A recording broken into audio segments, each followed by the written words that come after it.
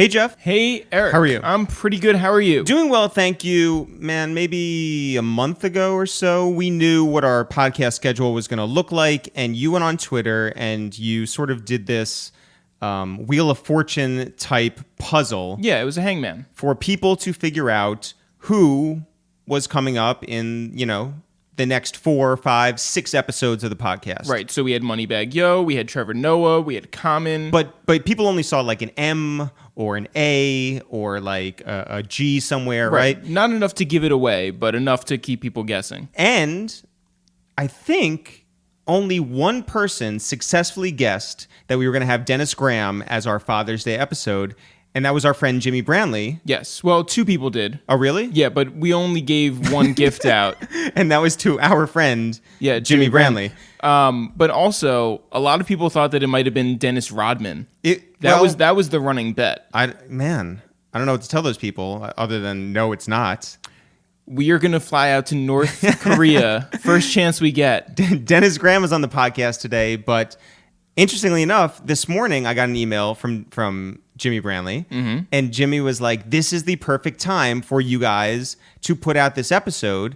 And honestly, I mean, it's just sort of a nice confluence of events that the Raptors won the world championship. Yeah, but that matters for Drake, not so much. I don't know that Drake's dad is like a huge... Well, I think Jimmy meant Raptors it more fan. like the internet is like all things Drake, new Drake music. Let me tell you something. Drake is at the parade. The internet has been all about Drake for 10 long years. We were walking yesterday, and you were remarking about the fact that Drake had this new song that he put out. And we put out 2, Omerta and Money in the Grave. Right. And in Omerta, right? He talks about Benihana's.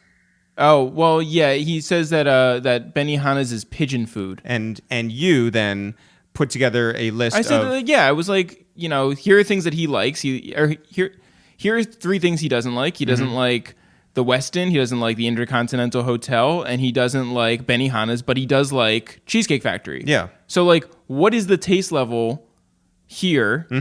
I don't understand it. And that tweet...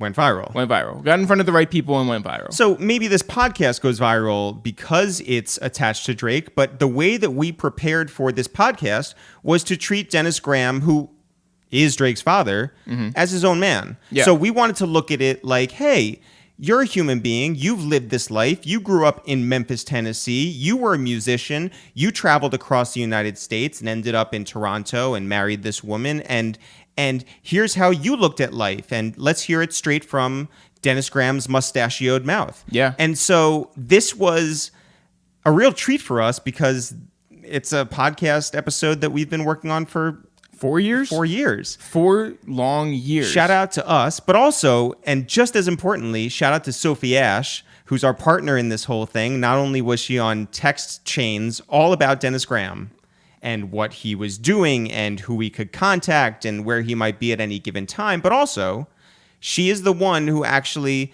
put the puzzle pieces together and got us to Calabasas, to his home a couple weeks ago. Which is crazy because, for 4 years, you sort of can't find anybody in his camp. You don't know anything about, we were reaching out to his, ex-girlfriend.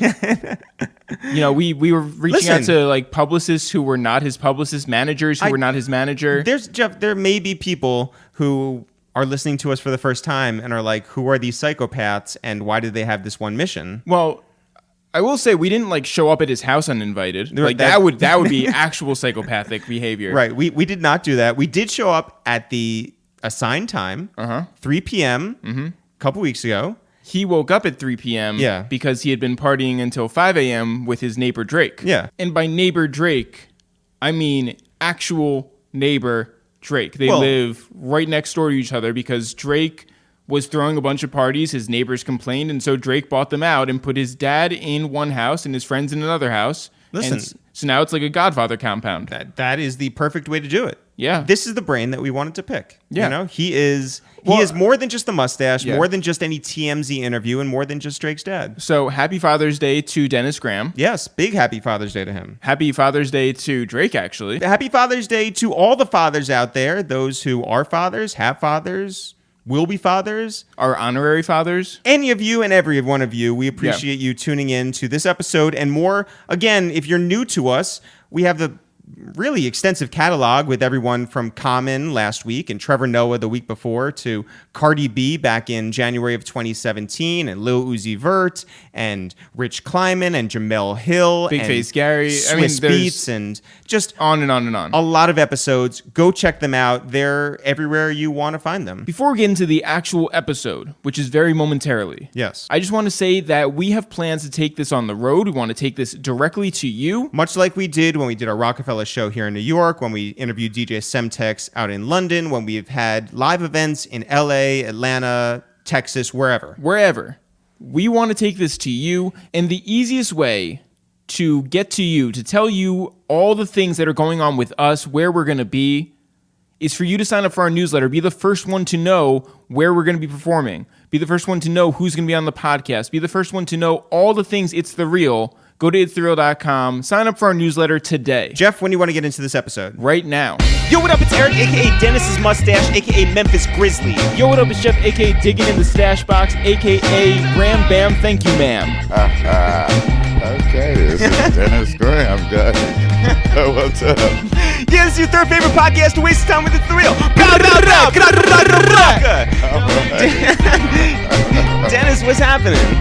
Not much, man. Just here with you guys. Yeah, thank you for inviting us into your beautiful home. You're welcome. So this has been a long time coming. The longest. Yeah, Sophie Ash put this into play, and man, you are the internet's favorite person. You're our favorite person, and we're so glad that we were able to make this happen. You know what? My brother Jeff over there, on last Halloween, we went to 2 different parties in New York, and he was not just dressed up as you for one, but dressed up as you for both. Oh, really? Oh, wow. Look at that. Hell, I thought that was me. Wow. Yo, people online thought that was you. Look at that. That's amazing. And then you can scroll through. Yeah, There's a whole bunch of them. So yeah, I did Dennis Graham 2 ways, because I did the suit with the Jordans, but I also did the track suit with the hard bottoms. Yeah. wow, So he got the hat right, he got the do-rag right? Yeah, that is the sunglasses, crazy. and most importantly, the mustache. Yeah. That's crazy. That is nuts. How long have you had your mustache for? There's a little story about my mustache. When we were growing up in Memphis, all my brothers, I think we started drinking around the age of 15. Yeah. And because I had a mustache, I was the only one that could go in the liquor store and buy liquor. Now, they didn't question me. No ID, no nothing, because I had a mustache. So. Have you ever shaved your mustache ever since then? No. Never. Never. Well, Not I don't even, even like- know what I look like without it. So not even like if any Hollywood places like need you to shave it for a role, like it's off the table. Yeah, no, it's not off the table if they want to pay money for me to shave it. Yeah. there is a price. Yeah, sure. Of course I'll shave it for $2 million. So we love to hear a person's whole story. Let's go back to the very beginning. Where are you originally from? I am from Memphis, Tennessee. What was it like growing up in Memphis? I mean, that is a music city right there. Yeah, it's a music city, but it was very, very depressing. How's that? It's just so backwards. So the racial tensions in Memphis when I was growing up in the 60s. Yeah. But I mean, we got through it. You said you have brothers. How many of there were you? There were 8 of us. Wow. Actually 9. But I had a little brother that passed away, so I'm sorry to hear that. Sudden infant death. And where do you fall in line amongst the 8? I am number 3.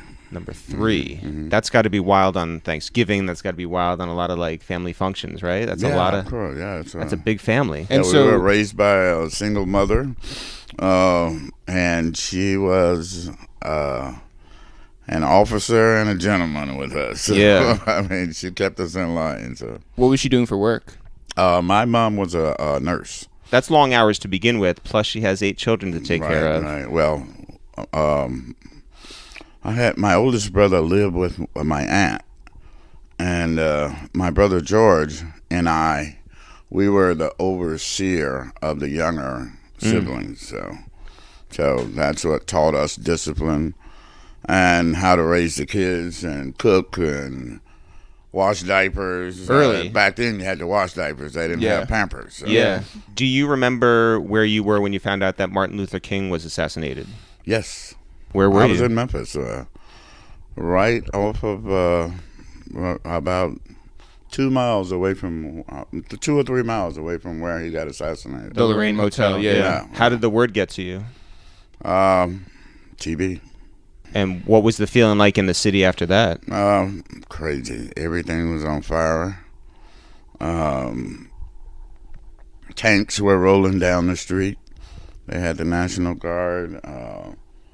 People were looting, and it was crazy. I've never seen anything like that. Did you actually go outside during that, or were you?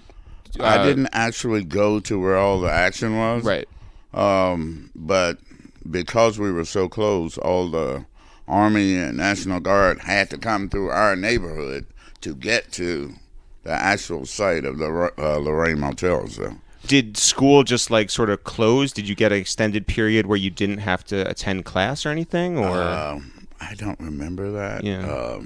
But it's also like a different time. I feel like people will respond to like happenings differently now. There were curfews, so no one was allowed to go out in the city anywhere. You know, so there was no school because everything was under a curfew then. So. What kind of area did you grow up in Memphis? Like what section?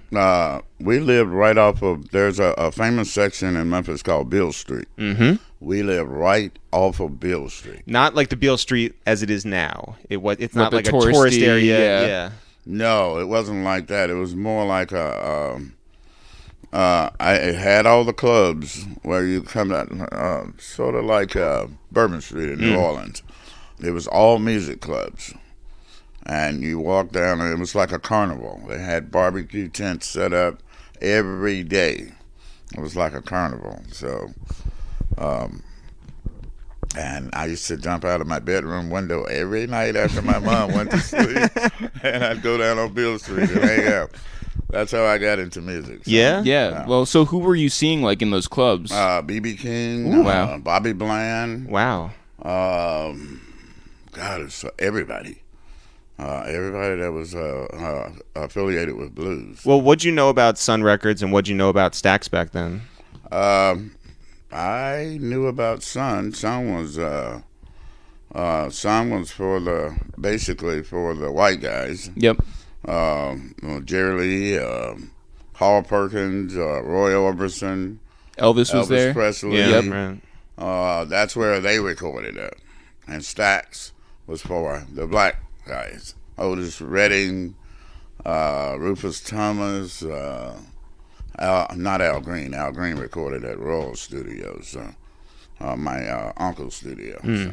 But Stax was the place. And even though it was like really a Stax city, did you respond to Motown music as well? Of course. Yeah. I mean, that was in our era, you know. The Supremes, the Temptations, and Smokey Robinson, and yeah, that was our era. So When did you actually start playing music? I started around I started playing the guitar at maybe about 10 years old because I used to play we had revivals in our neighborhood on Wednesday night. And there was a group that used to get form in an apartment every Wednesday. And we would sing, and I just strummed the guitar along with them. So I was about 10. And that was acoustic?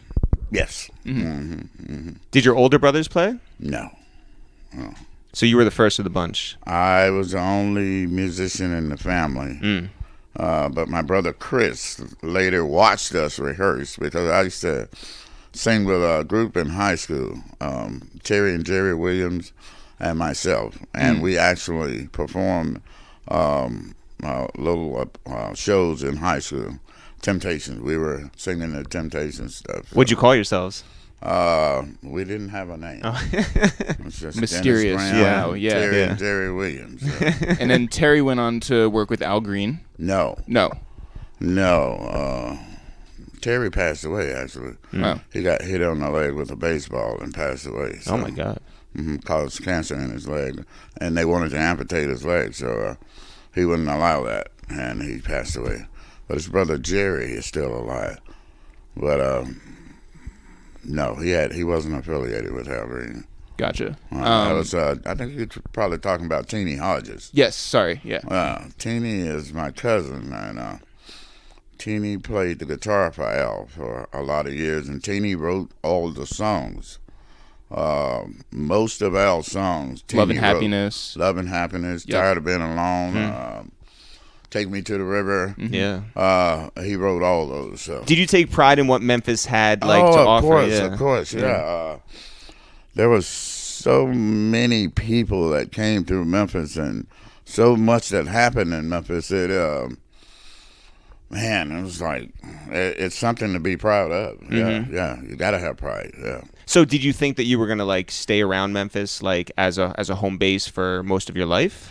I didn't stay around Memphis. I left Memphis when I was 17. At the end of high school, you just saw a brighter future somewhere else? Right. I was working at the Holiday Inn when I turned 18. I was playing piano at the Holiday Inn down on the river. And I met my first wife there. She was a cocktail waitress. Her name was Regina Roseberry. And we got married in Memphis. And because Memphis was she was white. And because Memphis was so prejudiced, we decided to move to Las Vegas. So we moved to Vegas in 1971, I think. What is Vegas in 71 like? Not like it is today. Yeah, no. Nothing like it is today. The Strip was, you had the Stardust, and then you had Fremont Street, downtown, the Queens. But Circus was a tent. It was just a tent on a corner, a huge tent. So all the stuff that you see now, Vegas was nothing like that. And you couldn't get a job in Vegas unless you went before the Nevada Resort Union, which were 12 mafia guys. Even if you wanted a job as a dishwasher, a busboy, you had to go before these guys. So. And what kind of job were you looking for? I was playing piano. Yeah. I So played piano at Stardust. And so you went before them? Yeah. And they said, all right. Yeah. And you got that gig? Yeah, I played piano at Stardust for, a couple of years. In a band or just in the No, lobby? by myself. Oh, In a wow. cocktail lounge. Mm-hmm. Yeah. And after that, I moved to Houston, Texas, and went to University of Houston. So. Wow, the Cougars. Yeah. Yeah. Yeah. And what brought you down there, though? You wanted to get a To degree Houston? in... Yeah. My wife's best friend lived there, and we got sick of Vegas, so we moved to Houston, and we both finished university in Houston. So, What'd you major in? journalism. Did you want to do print journalism or television? No, I went for television. Wow. Yeah. And did you end up getting a job in media? I didn't. I started playing drums. So, And, so at that point, you can play guitar, you can play piano, Right. and you can play drums. Right. How did you get started playing drums? Back then, before I left Memphis, there was the round bathtubs, the metal tubs that people used to take baths in. Sure. Well, I used that as a bass drum, All right. and the old mops that people use when they're worn out, I used to use that as a mallet. And my cousin played a cardboard box, and so we had bass. And You guys were like Fat Albert. yeah, exactly. So we play. That's how I got started. And one day, on Casa Street off of Beale Street, at the Sheraton Motel, James Brown was performing. Whoa. And this is what they used to do back then. Like James Brown, people like that, Roy Orbison, they played at the Sheraton. It was just a hotel. And James Brown heard my cousin and I playing the bass drum, that tub, and a cardboard box. And we had it so together that it brought him out on the balcony to listen to us. You're kidding. That's how, Yeah, I mean, we really played well. Like, you know how people sit around with plastic tubs now and play. Yeah. That's what we did. The same caliber. So James Brown heard us, and he called me over. He said, "Hey, come here." I was a young kid, like a little boy actually, and he said, "Come here for a second." So I went over to the balcony, and he called his drummer outside on the balcony, and I said, "Hey, listen to these kids," and we played for him. We stood down and played, and he said, "Give him your drums. I'll get you some more." So that's my first set of drums. What? Wow. Yeah. You're kidding. Wow. You knew who James Brown was. Of course. Yeah. But you weren't. Were you like freaking out? No, I wasn't freaking out. No. By the way, people can hear that in the background. That is your ringtone. Yes. Yeah, that's Yeah. my ringtone. Yeah. It's amazing. Yeah. So you're in Houston and you're playing drums now. But yeah. For who? I played with a jazz quartet. There's four of us. Tex Allen. And what do your in-laws think about like a career in music? My in-laws? Yeah, at that point. I didn't know them. Oh, really? No, they lived in Paris, Tennessee, and some of the most prejudiced people you'd ever want to meet. I was gonna say like so. Did she just like cut off contact with her parents? She kept in contact with her mother. Her father was I Not don't think into in you. her life. Yeah. She kept in touch with her mother, and her mother was one of the most prejudiced people you'd ever want to meet. We didn't have to deal with them, like we didn't deal with them. So And how'd you find Houston as a city? hot, Yeah. hot and sticky. Houston was. I mean, I had to make the best of it. Sure. Yeah. Where did you see yourself like going? Like, where was the opportunity for you as a musician? I mean, it could have been like L.A., it could have been New York, I guess. It could have been The Chitlin Circuit, anything? Well, no, I played in upscale jazz clubs. Yeah. I started doing the Chitlin Circuit until I formed my own band. So, and that was later in life. So, And so there is an idea that a lot of people think that you have an affiliation with Graham Central Station. No. That you are brothers with Larry. What is the real truth of any relationship? Larry is one of my cousins. Larry is my cousin. Were you close growing up in any way, or? We were not close growing up. When I moved to California in 1977, Larry and I sort of formed a union then. But and we've been talking ever since. Yeah. No, we weren't close. You and he look very much alike. Yes. Yeah, Got the same mustache. Yeah. He could also buy beer at a young age. So Yeah, exactly. I saw a picture of Larry in New York doing an interview, and at first glance, I thought that was me. I went, what? I seriously thought it was me. So he had the hat everywhere and everything. I mean, like. Well, where do you get your suits? I have my own suit line. It's from a company called Max Menswear, MAKS Menswear. That's where most of my suits come from. And you just like say, I want like a red, and I want to cut a certain way. I tell them how to style them. I tell them what I want because I don't like the short off your butt cut. I like the Italian fit, the long one. So, but they make whatever I tell them to make. When you're in Houston and you're playing jazz, do you think that jazz is your future, or are you just up for like whatever gig will come your way? I was open for whatever. I mean, I did R&B gigs and everything. And were you into like writing your own music and starting your own groups and just sort of? Not back then. I was merely a drummer. I was just a drummer back then. And what do you think your best talents were as a drummer? Could you keep time well? Could Oh yeah. I was in pocket. How are your flams? Yeah. Yeah, I was in pocket. Yeah? I was very in pocket. And I could do whatever anybody else could do. I Yeah. put it like that. But we also did.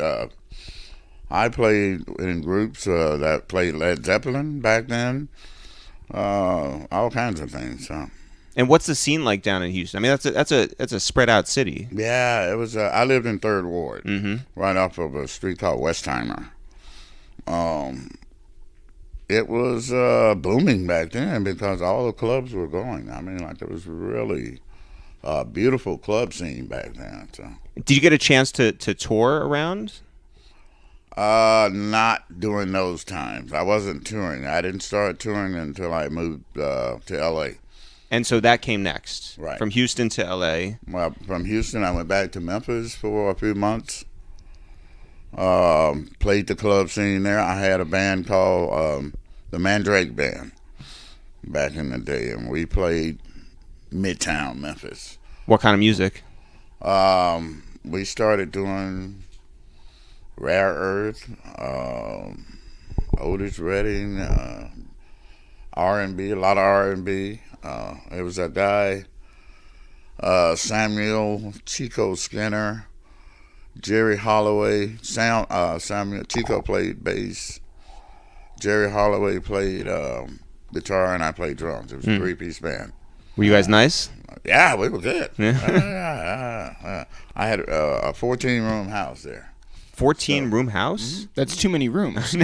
What did you put in all the rooms? I know, lived all your there- brothers? I lived What there happened? by Yeah. myself. Yeah. No, I lived there alone.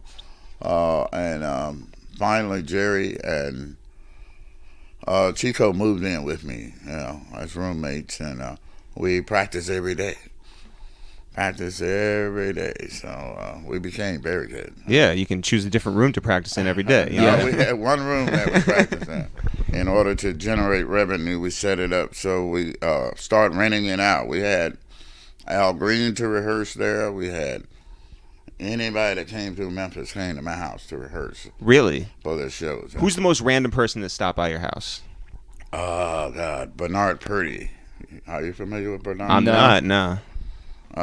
Bernard Purdy was one of the most flamboyant drummers I've ever met in my life. He's so good. I wouldn't touch a set of drums in front of this guy. That's how good he was. So, but we had everybody. We had Johnny Taylor. We had Bobby Bland. We had OJs. We had so many people come through there. Man. It's like a hotel. Yeah. Well, Yeah. 14 rooms. Yeah. I didn't rent it out for people to stay. Only for rehearsals. Rehearsals. Yeah. Are you still with Regina at this time? No. That relationship's over. That ended in 1974. We got married in 71, and I left her in Houston. When I left Houston, she stayed behind, Gotcha. and she joined the sheriff's department. She was a sheriff's officer. So when you went back to Memphis, did you think that it was going to be a fresh start back there? I went back just to regroup, Yeah. to collect my thoughts and decide what path I was going to take. So And music was that path. it was the path. That was the only thing I've ever done. Yeah. Well, so what told you to move to Los Angeles? Being bored with Memphis. There was not enough happening in Memphis, and not enough money in Memphis to keep me there. So my brother George and another guy, Marvin Detman, and myself packed our stuff, got in the car, and drove from Memphis to L.A. Wow. Did you know anybody out there besides the people you were coming with? I didn't. No. Well, George and Marvin ended up going back to Memphis.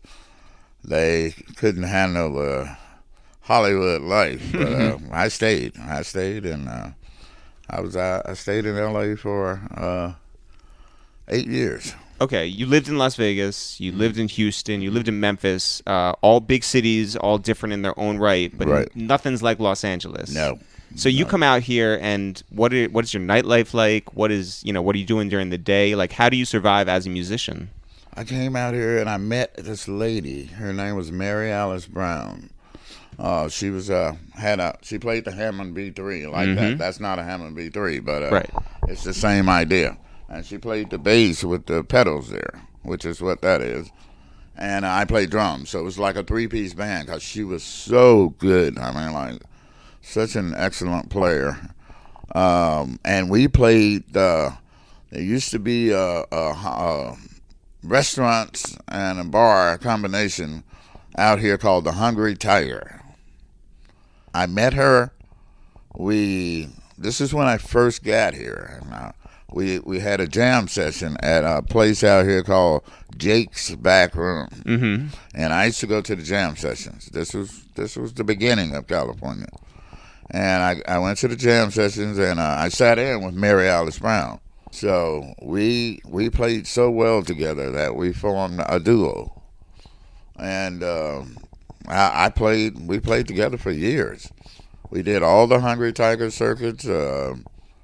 From here in LA to San Francisco, Palos Verdes, Marina del Rey. They had them all over California.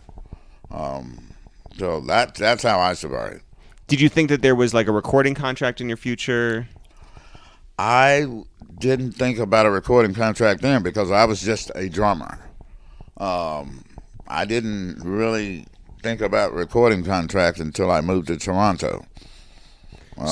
And that's when I started singing. Yeah. I stopped playing drums and I formed a band and I started singing. So you're out here and you're playing, but like, are there times when you think that it's just not going to work? No, I never thought You were that. all in. Yeah, I mean, this was my life. This was my thing. I wasn't going to give up and say I'm not. I was doing well. I was making enough money to pay my rent. I had a car.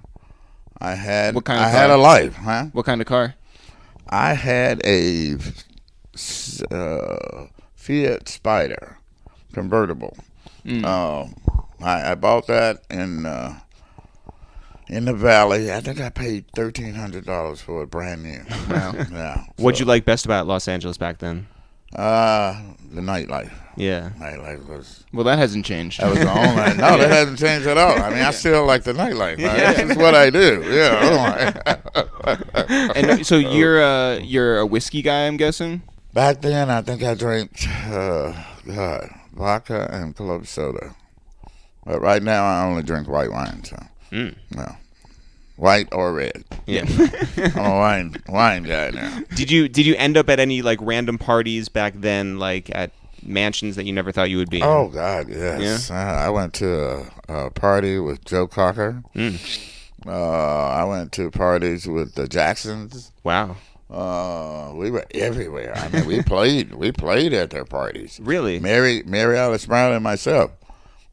Anybody had a party in Hollywood that didn't want a big band, they hired us. Yeah. Yeah, we played everywhere for everybody's party. I mean, yeah. So we played at Joe Cocker's party, and oh man, that's like in a mansion. It was just unbelievable. It was like we played for a lot of people. I mean, So at the end of that period of time in LA, what made you leave? I did a gig with Jerry Lee Lewis in Toronto. So how did that come to be, by the way? I mean, was there like a Memphis connection? Did you? Oh boy. This was Jerry Lee was playing one night in Memphis at a club called the Hot Air Balloon. It was a Yosemite Sam's downstairs and the Hot Air Balloon upstairs. And his drummer, Tarp, my friend, good friend, Tarp Tarrant. Tarp was the drummer for Jerry Lee. So Tarp and I went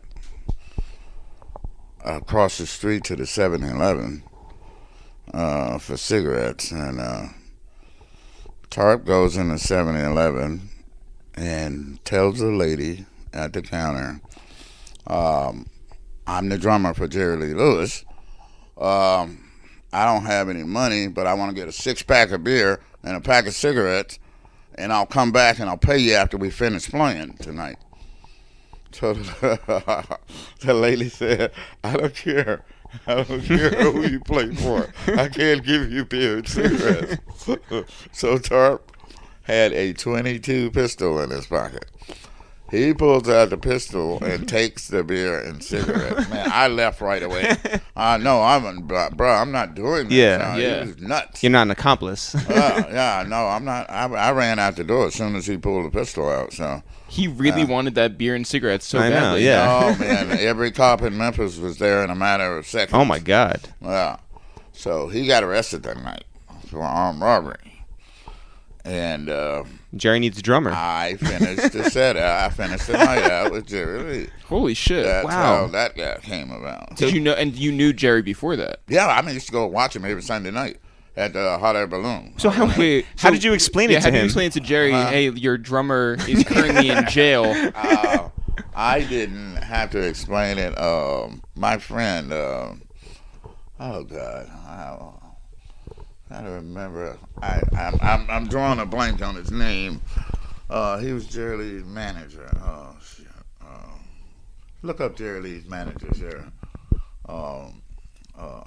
God, and we hang out all the time. One of my best friends. Oh God, I'm drawing a blank. I'll get it. I mean, it's gonna come to me. But he was the one that set it up for me to finish that night out. So, wow. So that established a relationship between you and Jerry, Right, And right. then all of a sudden, you're just part of the crew. Yeah, I just started playing with him in different places. He came to LA, and then we did a gig in Toronto. That's how I ended up in Toronto. And what is Jerry like at that time? Like, this is like not his heyday. Yeah, but he also he killed it in the 70s. Huh? Like Jerry was getting like number ones on the country charts in the 70s. So like he was still like. Jerry Lee was a great ball of fire. Yeah. Is that what you guys would close with? Huh? Is that what you guys would close with? Is that what we would close with? Yeah. What, Great ball of fire. Oh, Yeah. no. I'm just saying him as a person. Oh, yeah. Well. So He was a wild dude. he was hell on wheels. Oh, to all you guys. No, well, he's cool with us. Yeah. But, it was just rambunctious. Yeah. He was Did he ever pull a pistol out at a 7-Eleven? no. No, so you've been around Wilder. I know. Yeah. Well. So that takes you up to Toronto. Had you been to Toronto before? No, I hadn't been to Toronto at that point. Oh, J.W. Whitten. That's his name. All right, J.W. J.W. J.W. was my buddy. Yeah. Actually, I talked to J.W. God, I went to Memphis and I saw J.W. We had Is that right? Together, yeah. Of course, he's a much older guy now. Yeah. Sharon, did you see J.W. Whitten? No. No. Oh, Yeah, okay. Yeah, We're gonna take your word though. JW. Yeah. No. Had you been to Toronto before? No. So what is that like going up there for the first time? Was it cold or was this during like the summer No, it was months? during the summer months. And we did this. We were at the Skyline Hotel. It's called the Skyline Hotel out by the airport. And that's where I met Sandy, my second wife, Drake's mother. Right. Yeah. So this is like 1984. 1983, 84. All right. Exactly, yeah. And she is she working there? Is No, she was she just a fan? a patron Okay. at the bar, and I was looking for a pack of cigarettes. Did you get it? I was asking the bartender where could I buy cigarettes, and Sandy happened to be standing there. So she said, "Oh, here, have one of mine." And so that's how we met. So we started talking. Wait, what kind of cigarette was it? It was Accords. Okay. All right. So it wasn't like a Canadian Virginia brand. Slim. Yeah, you know, yeah. something that like, you wouldn't be. Yeah. No Virginia Slim. No. So you guys have that connection. Yeah. And is this something where you're like, all right, this is a relationship that will keep going, or were you just like, cool? No, we talked periodically. She was a school teacher, and we talked on the phone, and came back for another visit, and we finally hooked up, and fell in love from there. Yeah. Yeah, so we got married in 1985. In Canada? in Toronto. Yes. Wow. And you stayed. Yeah, her dad sponsored me. Ruben Shearer was his name. They sponsored me to stay in Canada. So nicer in-laws. Yeah, like the in-laws, up they there. fucked with you. Yeah. Yeah, they were Jewish. Yeah. They were the most her dad. Like I never knew my dad, but this man was more like my father than anybody had ever been in my life. I mean, like it was just so super beautiful. supportive. Yes, That's awesome. Yeah. Wait, And- did you smash the glass at the wedding? Like, was it like a Jewish wedding? I don't know. We didn't smash a glass. I don't think. Maybe we did. Maybe you were drinking, I was so drunk at the wedding, I don't remember what happened. I probably broke a few glasses. Did you jump on the piano at all to play at the wedding? Yes, Did you yes, I really? played piano. Yeah, that night I did. We had our wedding reception at a place. Where was it? Davenport and Young Street. It was at a restaurant called Luigi's, and we had our wedding reception there. And I just happened to be, that's where I got a job playing piano every night at Luigi's restaurant. So we ended up having our wedding reception there just due to the fact that I was already playing piano there. So. What was your first dance to? Oh, I don't remember all that. Shit, if I could tell you that, I'd be a mathematician by then. Hey guys, we just want to take 1 second to pull back the curtain and say that if you like what you are hearing right now, or on any other episode, but if you're listening to other episodes, you won't hear this message. But if you like what you're hearing right now, then the best way to support us and this independent movement that we are doing is to go to ItsTheReal.com/shop and buy one of our items today. That means mugs, t-shirts, notebooks. It's all for sale and it's all good stuff. High quality is the only way we know how to operate. Go to ItsTheReal.com/shop and buy something today. Support your boys at It's The Real. So what's the scene like up in Toronto then? Ah, beautiful, man. I mean, that was so, the cultural change was so different. The nightlife was so different. It was just beautiful. Yeah. I mean, like, it was just booming. Yeah. And so not long after, you have a son, and that's Drake. 1986. And what's it like raising a child up in Toronto? Fabulous for us because by then we had I started doing silk flowers like these. Yeah. Now and As in like manufacturing them? not manufacturing, design. Right. Yeah, I did all these. Wow. Oh, that's dope. So we had a factory. We had a factory with 8 showrooms in it. Sandy's parents own the biggest mattress factory with baby car seats, baby cribs, all mattresses and foam. And so they had Bo Peep nurseries, and they distributed it to everybody across Canada. And he had a empty warehouse that they weren't using. So I took that warehouse and turned it into interior design place, doing my flowers and stuff like that, and called Special Effects. And I did quite well. Wow. I designed flowers for people's houses. I mean, I did huge things, not little bouquets. Right, Yeah. right. Yeah. I did 10-foot ceilings in people's house. I designed Yeah. stuff like that, and I would try to do at least 4 houses a day. Wow. So you're doing all right in Toronto. Right. How often would you get back home to visit down in Memphis? Not often. I mean, I had no interest in running back and forth down. I would go down for a visit maybe once a year. Yeah. Yeah. To see the family and everything. And were you still playing up in Toronto? Yeah. Yeah. Wow. That's where we rehearsed in my factory. I had 8 children, so I had my everything, drums, piano, everything set up in my office. I had a really huge office upstairs, and that's where I don't know if you've ever seen a picture of Drake with me holding Drake at a piano and a microphone in front of him. I had a pink sweater on. Mm-hmm. But that was in my office, so that's where we used to rehearse at. Oh, that's dope. And I would keep Drake during the day when he was a little baby in my office while I worked right outside the door designing. So, Wow. What was Drake like as a kid? he was a good kid.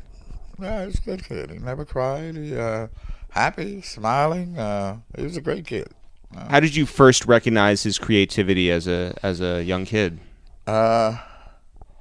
Drake was different. He was different. We got him started into print work, like Toys R Us magazines, Sears.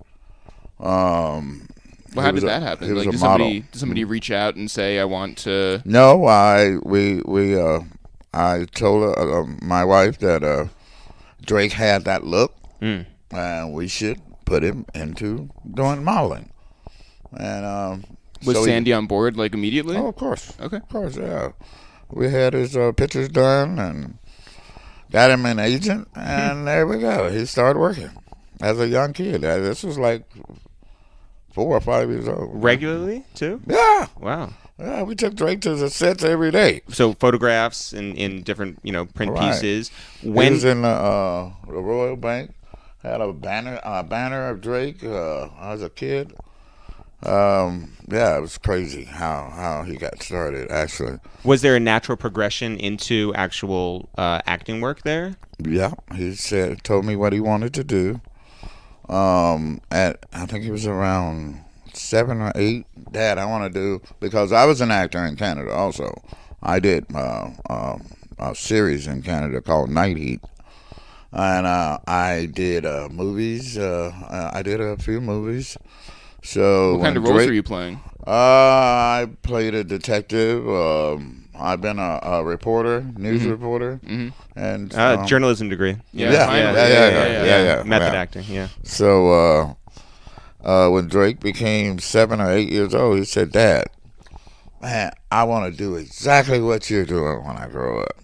I said, well, of course, I wanted him to be a lawyer. Yeah. Thank God that didn't happen. Well, I mean, he is Jewish, so Yeah. So I went to Kohl's, I think, and I started buying acting books. Little acting scenes. Mm-hmm. So we started reading. I started reading with him back and forth. Taught him how to laugh. Taught him how to cry. Taught him how to smile, how to be happy, how to be sad. So you're looking at this 7, 8-year-old kid, and you just see it. Yeah, he had it. Yeah. He had it. I knew he had it. And then auditions would come, Yeah, we took him to all kinds of auditions, like commercials, TV programs. Yeah. TV. And at the age of 9, he landed Degrassi. All right. What did you know about that type of life for a kid like that? Like, did you have any expectations, and how did Degrassi meet that? No, he was just looking for a part. Part in television. And he landed the part of Degrassi at the age of 9 and stayed there to 16, I think. Mm. Yeah. So. But were you concerned with like how that would like affect his social life, or how it would affect his studies or anything? No, my whole thing for Drake was trying to get him to the star level, and Degrassi did that. Now, I wanted him to be a star. Yeah. And he did that with Degrassi. So. Were you going to set with him for Degrassi? Yeah. What was that like? As a parent, it was wonderful to watch him do his scenes and like be on the set. Sandy and I both took him. Mm-hmm. Sometimes she would take him, sometimes I would take him, and sometimes we'd go together. Yeah. So we hung on the set for quite a few years with him. Were there any storylines that you were just like this is crazy? The only one that got me that made me feel some type of way was when he got shot in the back. Yeah. That one sort of hit me. Yeah. Hit home because thinking about the reality of that. That's one I didn't like. Yeah. Yeah. So. And then to see him like actually act it out, it's Right. got to be like a very Right.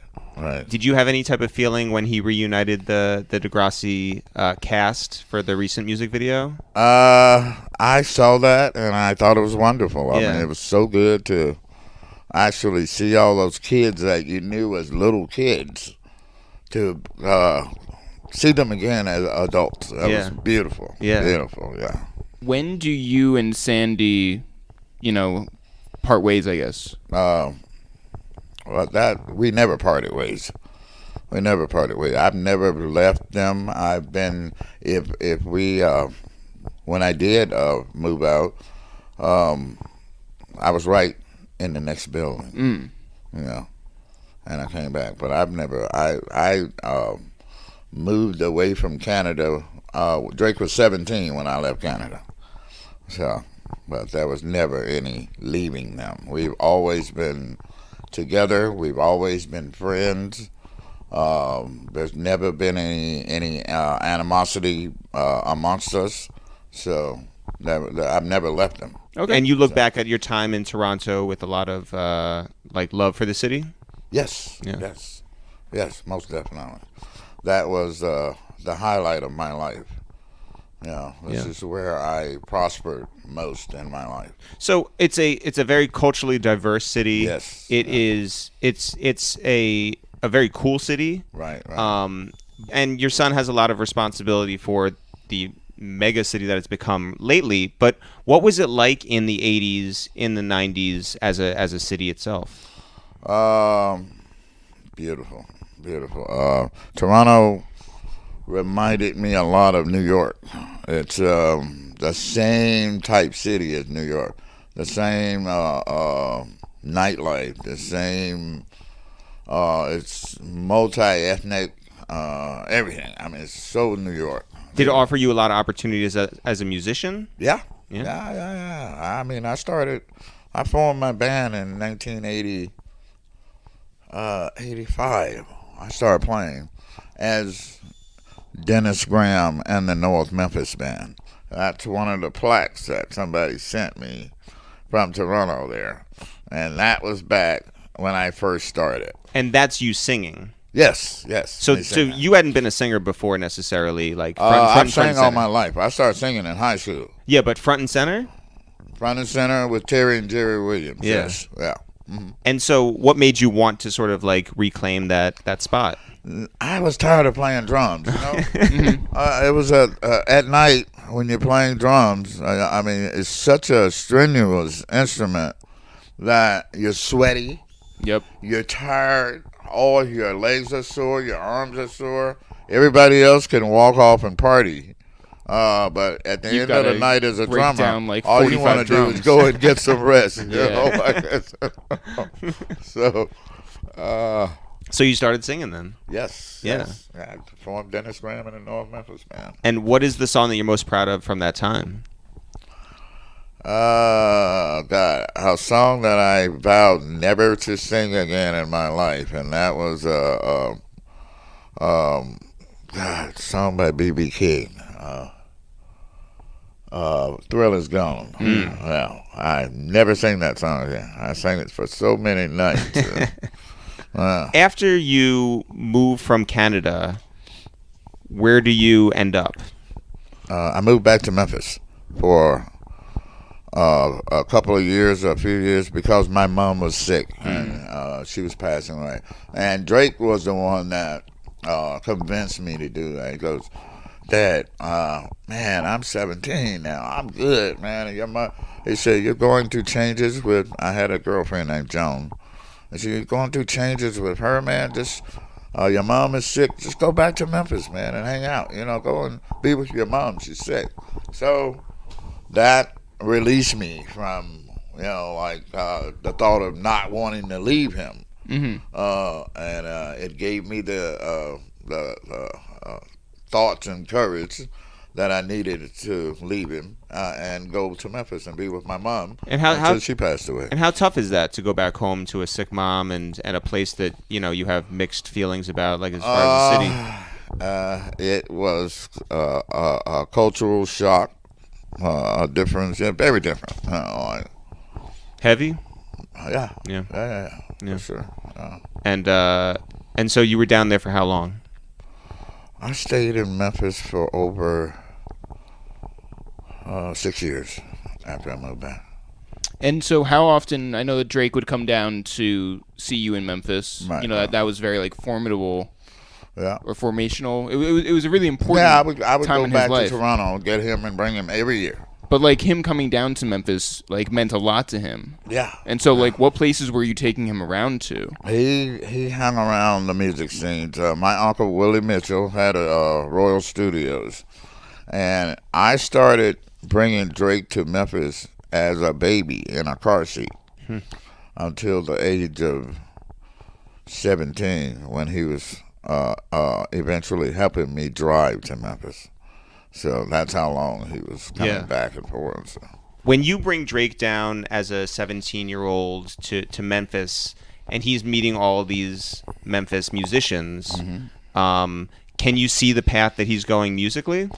Yeah, I mean, he had started writing at that point. He had started writing his own stuff. He had oh God, what was that song? I used to love this song. He never ever recorded it. Young and Reckless, right? Young and Restless. That was one of the first ones he ever did, and I've told him ever since, even up to now, he should record that again. But it was one of the nicest things I've heard from him. So. What's the earliest experience you had seeing him in a recording studio? Well, I mean, I kept him in a recording studio as a child, you know, because he was always at my uncle's studio, Royal Studios in Memphis. So, Drake I used to have him on stage with my band. I did a Sunday matinee, and Drake would stand on stage at 5, 6, 7 years old, shake the tambourine with the band. So, Yeah. Yeah. Was there ever a point as a kid where you were just where Drake was nervous to go on stage or to perform? Do you remember? He had a thing that he used to do that used to bug me, actually. Not as a performer, but as an actor. And he would his nervous spot was always wiping his mouth. Well, I could tell he was nervous. So. Would you go over to him at those times and say something to him, or No, were you I just like just leave tell him him when we alone and got let him home. process it? I tell him when we get home, man, you gotta stop wiping your mouth all the time. That's a sign of nervousness. What was your relationship with rap in, let's say, like the 1990s? Did you have an appreciation of it? I had no relationship with rap until Drake turned me on to it. Wow. Now, So if it came on the radio, you changed the station. I listened to something different. I listened to Andrea Bocelli. I listened to all types of music. I had a wide array of music that I listened to. Were you surprised then when he started rapping? I mean, you had other influences that were going into him. Yeah, and he's then not singing R&B. He's not singing Right, soul. right. No, I mean he He's did not it singing so. opera like Andrea Wow. Bocelli. Yeah. He He's did not it so blind like well. Andre Bocelli? He did it so well that I had to go with the flow. You know, he did it very well. I mean, he was so good at it. Even as a child, I got a video of him and my brother Chris. They're singing, and Drake is doing a song by the Fugees. Ready or Not, Here I Come. Yeah. And he was doing Which is it really so a Delphonic song, but all right. Yeah. exactly. Yeah. Well, did you have an appreciation of like the way that sampling would work? That they would take these known songs and just put their own twist on it? Sure. Yeah. Of course. Yeah.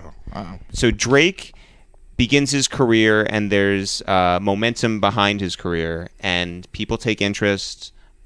Do you have any reservations about him getting into the music business, having been a musician for your whole life? Nope. You were for it. Whatever he... I was all for it because I knew exactly where he was going. Cash Money Records. Yeah. Cash Money Records. That's it. 2009 that happened, and it's been all uphill from there. So. Well, how did you celebrate when he signed? I celebrated by going on the tour with him. Did you really? Yeah, it was so exciting. I mean, like, this was one of the most exciting times ever. I mean, like, this was it. It was a signed, sealed, and delivered deal. You know what I mean? So it was really exciting. Yeah. Well, how were you traveling around the country? On buses? Tour bus. Yeah. Wow. And so, like, how different was your tour experience than his?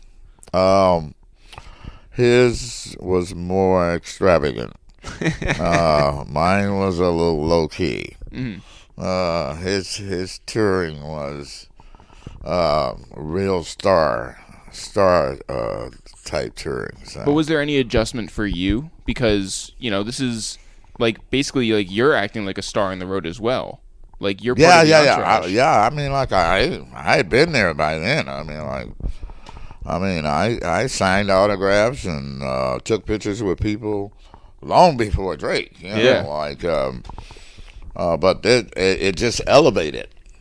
It just elevated after that. Yeah. You know, like after he became a star, like this was like some number one star stuff. You know? Yeah. So, Yeah. Wow. What was the first moment where you just sort of your jaw dropped and you're like, this is even bigger than I could have imagined? Oh my God, so many. I can't remember the first one, but yeah, man.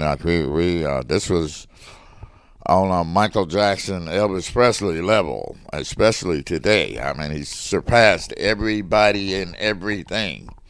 So you know, like, this is on a level that people dream of. You know what I mean? So. Did you ever get on the phone with Sandy and just like sort of take a step back and think, you know, look at what he did? We've done it in the beginning. We talked about it, Sandy and I.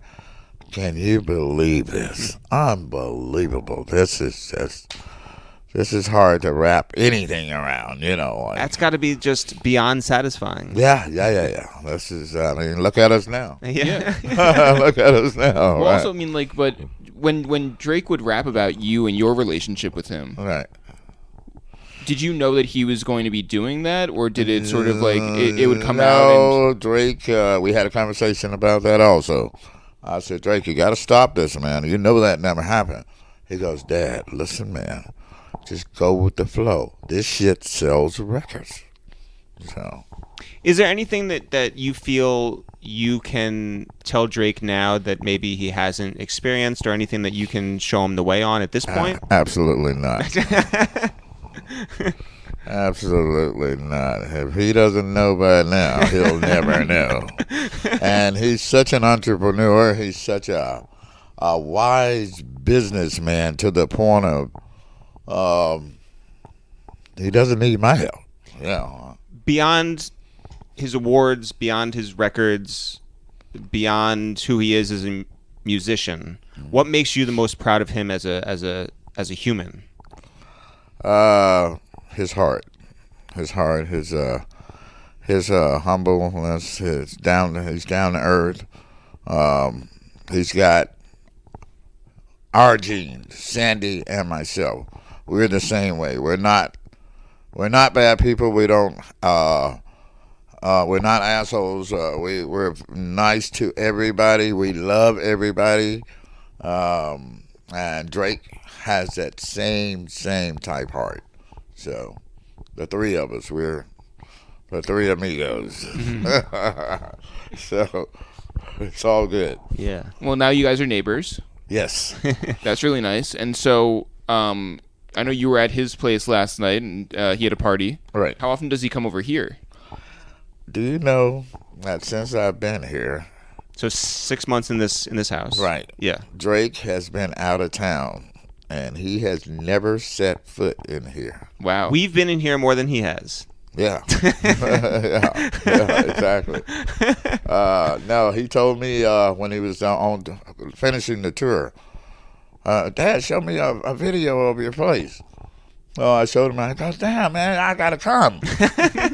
But he's just so busy. Yeah. I mean, like, I understand. At first, I felt like, damn. I mean, like, you don't even have the time to come and say hi to me. But I understand how busy he is. So you've lived in Los Angeles now for how long? I've been back here for 4 years. 4 years. Wow. You have been known to frequent different Yeah, you go out to all the clubs. late night clubs. Yeah. You're seen. We've been at parties, and then we'll leave, and someone's like, "Oh, you left too early because Dennis Graham showed up," right? And you're known in this city for that. Do you ever sit down if you end up at some place that has a piano and just play those keys? Oh, I have. Yeah. Is that right? Sure. I have. Yeah. If people ask for requests, will you play something? No. Okay. No, I don't If do people it. want you to play I don't do BB it like King, that no? anymore. I stopped playing the piano. I haven't played in so long. I used to play in cocktail lounges. Sure. But by me not playing, I mean, I just started now working on my left hand again with this piano. Oh, you lost it a little bit. Well, I lost my left hand, yeah. And until I start practicing it on a regular basis, I won't get it back. But I'm feeling so good now that I'm finally getting it back. And you've been recording. Yes. I have a And- recording studio back here. Right on. Yeah. We know what you've put out before. Right. What do you have on the way? I am about to have a video release for my new single. That on that. So I'm going to be releasing that in the next 2 to 3 weeks. And what inspires you musically at this point? Just doing what I love. I mean, like sitting in my studio and making beats. Yeah. If I make a beat that I think it's gonna go, or I'm putting it out. That's how they come about. That song, the last song, that on that Yeah. that I did, I wrote that 10 years ago. Really? Yeah. And then you rap on that. No, I'm not rapping. Or Well, you speak I rhythmically, I guess. I'm talking. Yeah. Yeah, I'm talking. I don't know if I would call it rapping. Well, you're speaking rhythmically, I guess. Yeah, speaking rhythm. Rhythm. Yeah. Yeah. So if we caught you on like a Sunday afternoon, what are you listening to? Frank Sinatra. Yeah. Yeah. Does that bring you back to Las Vegas? Yeah. Yeah, I love Frank. And that's soothing for me during my downtime. So, well, You've had this cascading effect off of like Drake's superstardom. You are now given like new life to your music. no, You don't think that's so? not true. Okay. That's not true. I'm doing me. Yeah. It had nothing to do with Drake. It had nothing to do with Drake's stardom. I was in music long before Drake, and I taught myself to produce different tracks and stuff like that. And when I started producing tracks, I decided, well, hell, I'm going to put it out. That sounds really good. But it has nothing. I mean, Drake's stardom, of course, it elevates me because people know me and my affiliation with Drake. But as far as me using him to... Oh no, I didn't mean it like I that. don't think he meant it like that. Yeah. I meant like my apologies. I didn't mean it like that. Yeah. In addition to your music now, you're also a personality that can appear on television. Right. And you were telling us before that you have a new program that you're working on right now, Right. in which you're, unlike this, you're on the other side. You're interviewing. Yeah, I'm interviewing different people. Yep. It's called Fame and Family. And what? So you're talking to like Master P. You're talking to Dion I'm Cole. talking to... The idea of the show is to talk to the parents of superstars and to club owners, restaurant owners, mom and pop shops. You've shared a lot of stories today. Right. How many do you think that Drake has heard over the years? All of them. All of them? Is he Yeah. tired of them? And more. And more. When Drake was growing up, I told Drake more stories that I made up in my head. I can go, you can walk in here right now and I can start talking about something and go, oh, Dad, please don't start. Please don't start. Because I took him down through there. Yeah. I mean, like by making up fantastic stories of me being in a tree in Vietnam and the Viet Cong were after me and I flew the helicopter over. Wait, so that did not happen? No, we it didn't just skip over. Yeah, we skipped that part. between, Yeah, like, you know, it was between Las Vegas and Houston. Oh right, yeah. I went to Vietnam for a couple of years. But I made up more stories to tell Drake. You could ask him. He said he knows. He goes, "Oh my God, my dad's fixing to start." Does he like you doing interviews? It depends on what I say. I don't like discussing Drake in my interviews because people look for the negative things to put out in the interviews, and I don't like that. So I refuse to go into anything in detail about Drake because most interviewers will pick the negative parts out to try to make it controversial. Headlines. Yeah. People want headlines. That's something I don't like. Well, Do you appreciate or dislike, or somewhere in the middle, TMZ finding you on the street and trying to, engage with you? TMZ follows me everywhere.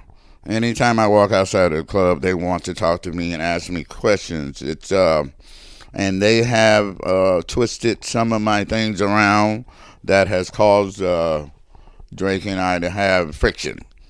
So and that's where I've almost gotten to the point where I won't answer any negative questions that you're asking me.